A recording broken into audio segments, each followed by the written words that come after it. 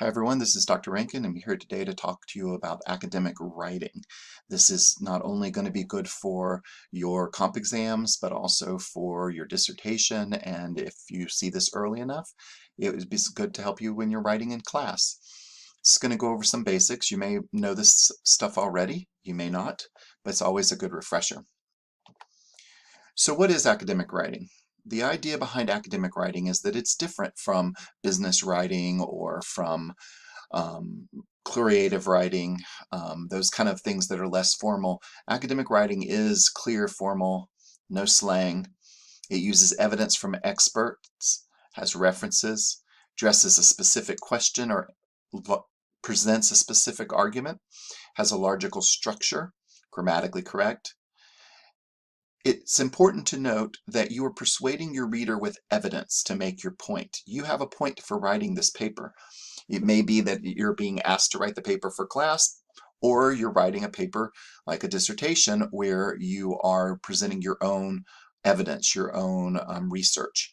The idea, though, is that you are persuading your reader with evidence, with academic evidence to make your point, not with your own opinion or your own persuasive writing ability. And we often say, you want to write in the third person, so you want to keep, I out of the situation because you don't want it to seem opinionated. However, you're still the narrator. You're still the guide. You're basically guiding the reader through the research in order to make your point. You're narrating, so you still will have a voice in the paper. It's just not going to be your personal voice. It's going to be your voice as a narrator. That being said, do remember that or not do remember, but it is important to note that if you are told to reflect, then it is permissible to write in the first person if you're reflecting on your experience. Also, in your dissertation, when you're talking about the methodology, it is acceptable in APA to use first person. So you won't say the researcher will be interviewing 10 people. You say, I will be interviewing 10 people. And that is acceptable. So keep in mind that. Academic topics typically focus on ideas and concepts. It's a precise language that's used to describe the idea and the concept. People need to understand what it is you're trying to make them understand. So you need to write clearly and be precise. Again, unlike creative writing where you may want to hide things from the reader to build up the anticipation, academic writing does not do that. Academic writing is very upfront. The reader needs to know not only what you're trying to say, but why you're trying to say it, and then what evidence do you have that that's something that should be said. It's supported by the research, and it's based on critical thinking. Critical thinking, as you probably know, is the ability to engage in reflective and independent thinking. You want to be questioning ideas and assumptions, identifying, analyzing, solving problems systematically, assessing relationships between claims and evidence, and be open to new ideas and with the appropriate skepticism. So you always want to think critically about why are you saying what you're saying. When you pick an article to use, it shouldn't be the first thing that came up on Google. It should be that the article actually is an important article to use that has support, is from an important author, or is a newer research study that is showing some interesting information that no one has seen before. You need to know why you're using the article. It shouldn't be, this article says the sky is blue, so okay, well, I'll use it. I don't know who the authors are. I've never heard of them. I've never heard of the university they are from. I don't know anything else about the article, but the article says the sky is blue and I need to say that, so I'm going to use that article. That's not critical thinking. That's not the way to use academic work. You must have a good, clear reason for why you're doing what you're doing. So there are different things when you're writing to consider. One of those is the art of application, which is a more basic way of looking at things. And even though it is a more basic use of Bloom's taxonomy, it's still important. The first thing that you want to make sure you're doing when you're doing an application form of writing is you want to put the context of what you are doing. You want to identify the specific component that you're going to apply, and then you want to apply it. Now, you'll see in this example that, oh, nope, sorry, I forgot that we're also going to talk about other ways to add context. So here's some other ways that you can add context. You may be familiar, if you've taken LDRD 606, of the most basic way. In a research article about better academic writing, Flores 2018 stated, ... That is a one way of doing it, but you never want your writing to be repetitive and boring. So you're not going to say that every single time you introduce a research article. There are other ways to provide context. You can say, for example, Lindborg examined the benefits of the culture of coaching on long-term management goals. So that's part of the sentence where you're talking about what it is that this author did. You can also, if the author is very well known, you can say Cotter, a foundational change leadership author, recommended. So we know that this is a foundational author. That could also be why the date of the article may be older than 5 years, because that author is foundational and you always want to include them in your work. If you have multiple authors that are all making the same point, then you can group them together in the context by establishing what it is that all of them have in common. And in this case, these researchers are examining academic writing in high school students. So that all of these articles are from researchers who examined academic writing in high school students, and they all found that APA was important. They may have other points, they may go into other directions, but all of them were researching high school students, and all of them came to the conclusion that APA was important. That's why they are grouped together. That provides the context for that. So once you provide context for an article, you don't need to keep providing context. Once it's provided, you can keep going on. You can also provide context in your introductory sentence when you're saying, you know, authors who have studied the field of education have come up with many different points.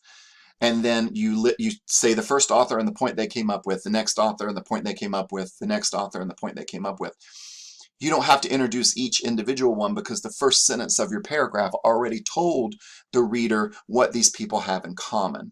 That's context. That's the importance of context.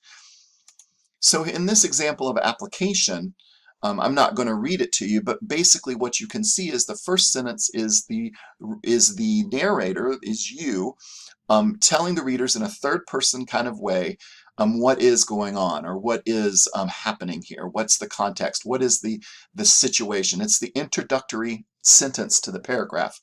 These are important because they provide the reader with, number one, an idea of what's going to be they're going to be told next, and number two, a lot of people, when they're reading academic work, they tend to just read the first sentence of paragraphs to see if they want to read any deeper.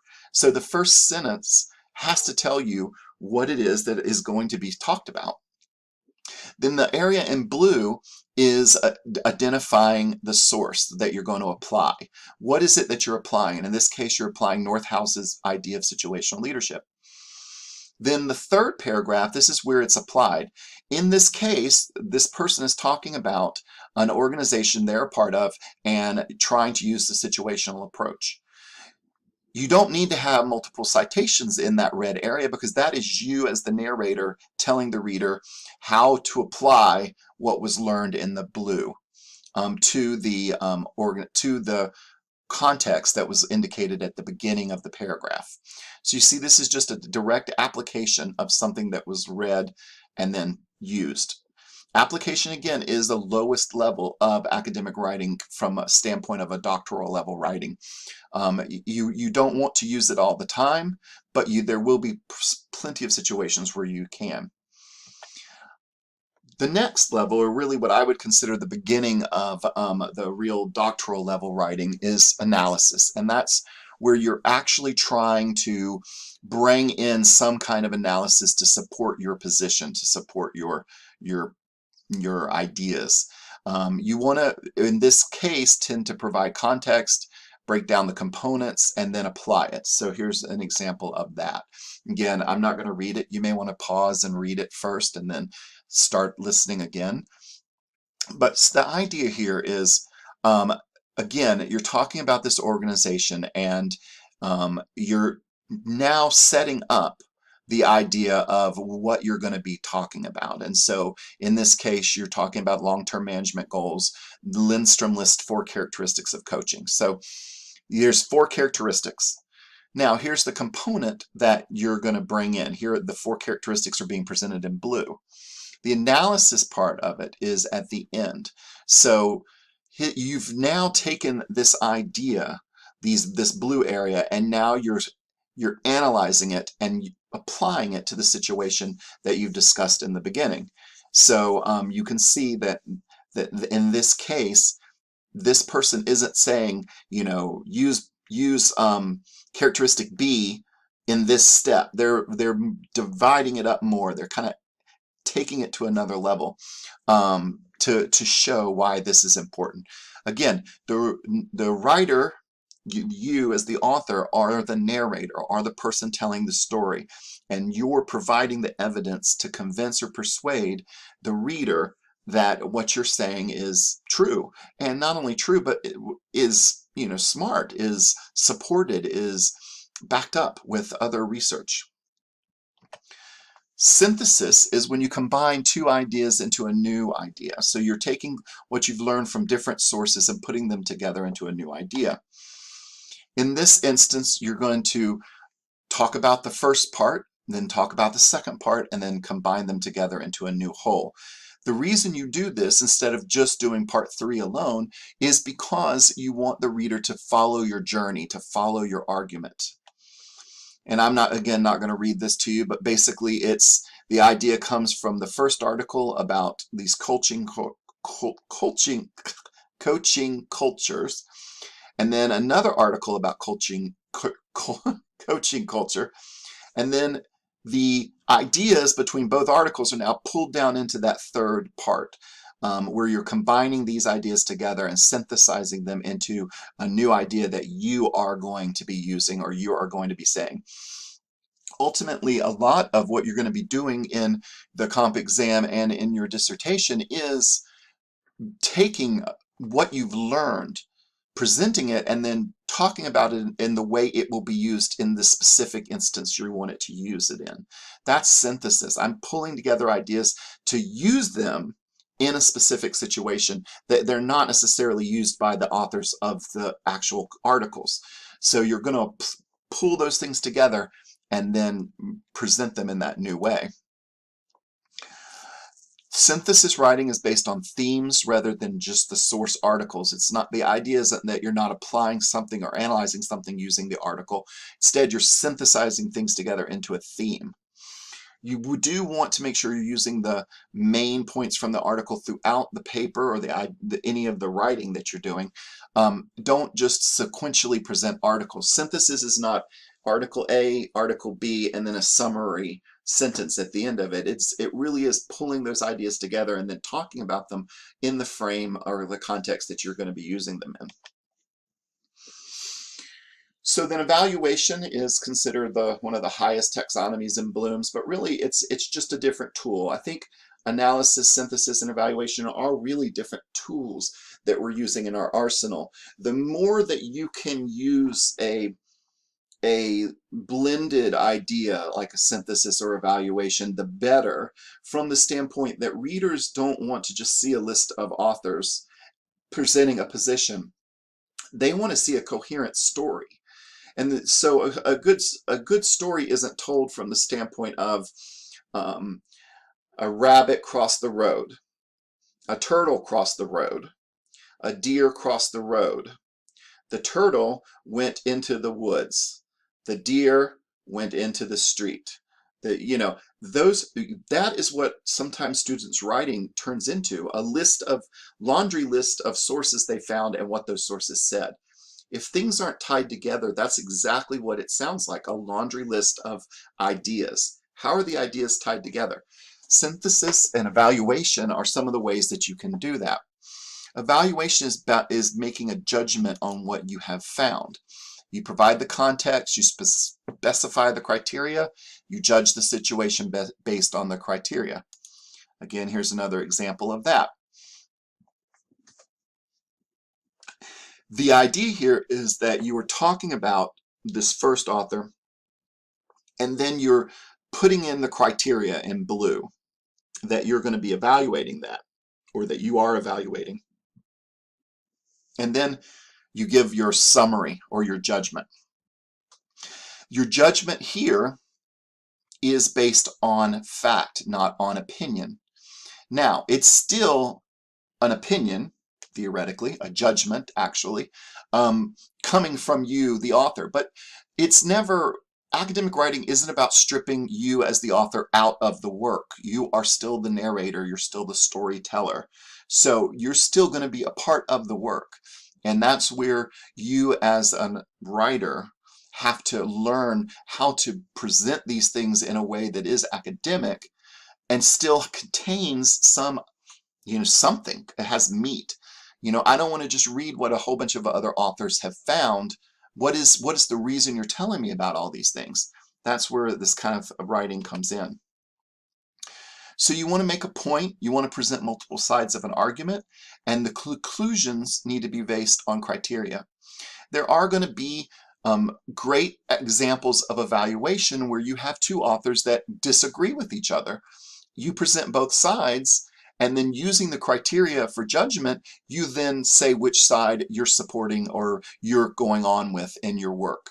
There's no right or wrong.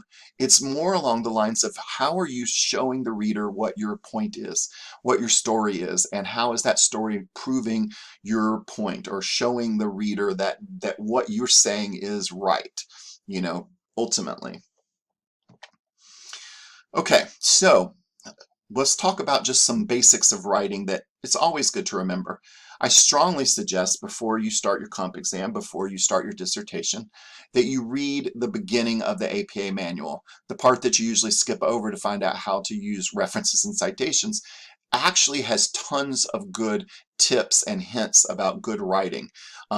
And it really can give you some strong ideas. When I first started my master's program years ago, I had been out of school for 15 years, and I was like, what am I missing about writing? Because I was getting so many errors. So I actually got Strunk and White's little book of grammar and learned things that I had forgotten, like when to use commas. I just put a comma in whenever I breathed. So it would be like, anytime I inhaled, I put a comma in the sentence. It was terrible.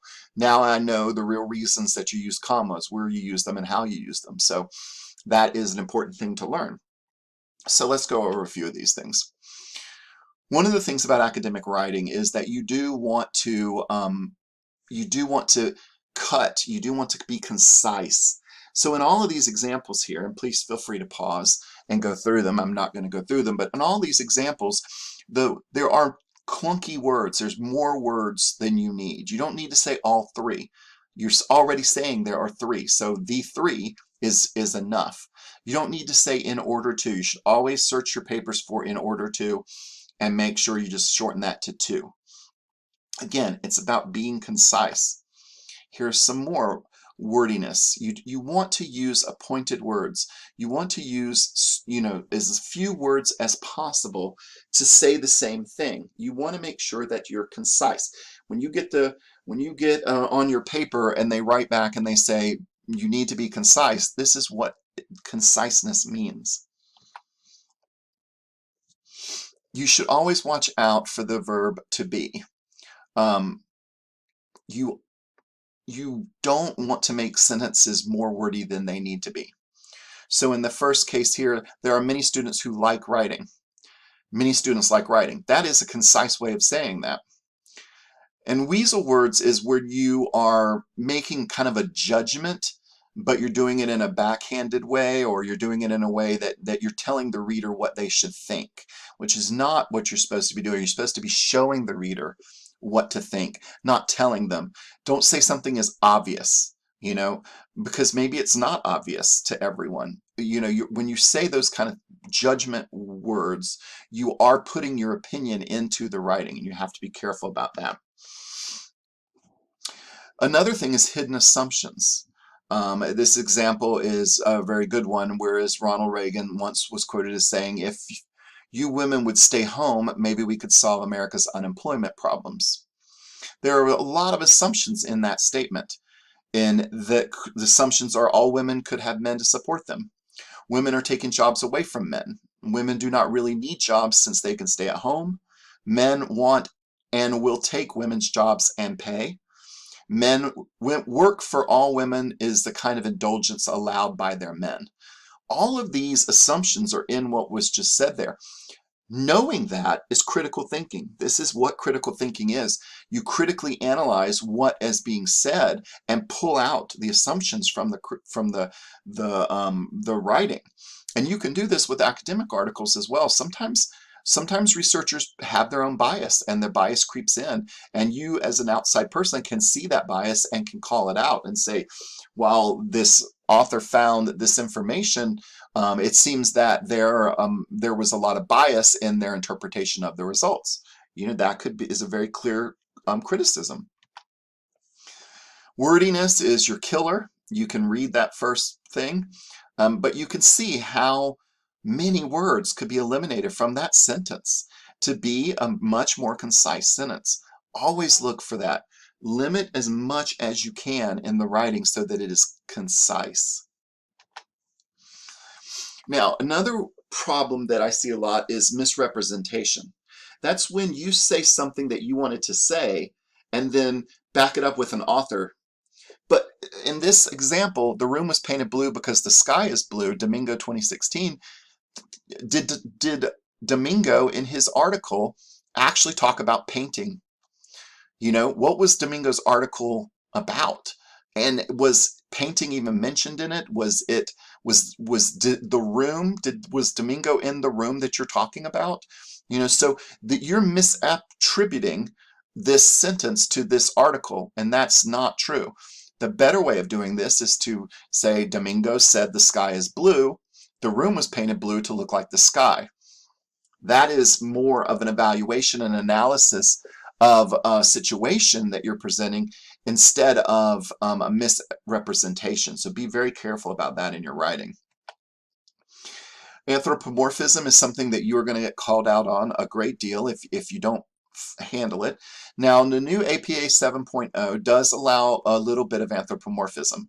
So you can say things now that you couldn't say before. So I do believe that you can say this, this dissertation will explore now, whereas you couldn't have said that before. So look at the APA manual to look at anthropomorphism and how they discuss it, because there are some places where it is permitted now.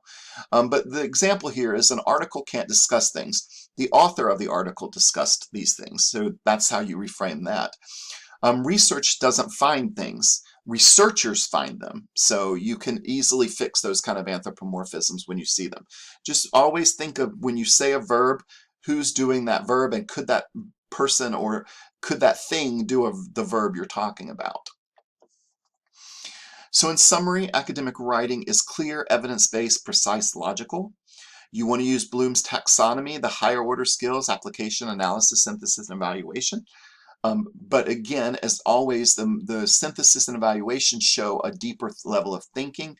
So you want to make sure that a lot more of your work includes that level of analysis of thinking instead of the application and analysis, which are still great and you are still fine to use. It's just you want, it's a preference thing. When depending on what you're writing, you may do more application and analysis, but in a good academic article, you're going to see also a great deal of synthesis and evaluation. And write clearly. Make sure you can follow the story that you're telling. One of my pet peeves in dissertations when I read dissertations is that the author each paragraph is making a different point, and none of them actually connect to one another. They may all be under the topic of the section of that paper. So say the topic of the section is truancy in schools. But every paragraph talks about a different aspect of truancy. There's no story to it. There's no development of the ideas. It's just, here's one idea about truancy. Next paragraph, here's another idea about truancy. Next paragraph, here's another idea. That's not how you write. You got to tell a story. There has to be connection. You need transition sentences that lead the reader through the story so that it's not just a jumble of ideas being presented. That is the best way to lose a reader, and that's not clear writing. So keep that in mind. Questions, please let me know. We'll also be talking about academic writing a little bit in the residency as well. Have a great rest of your day.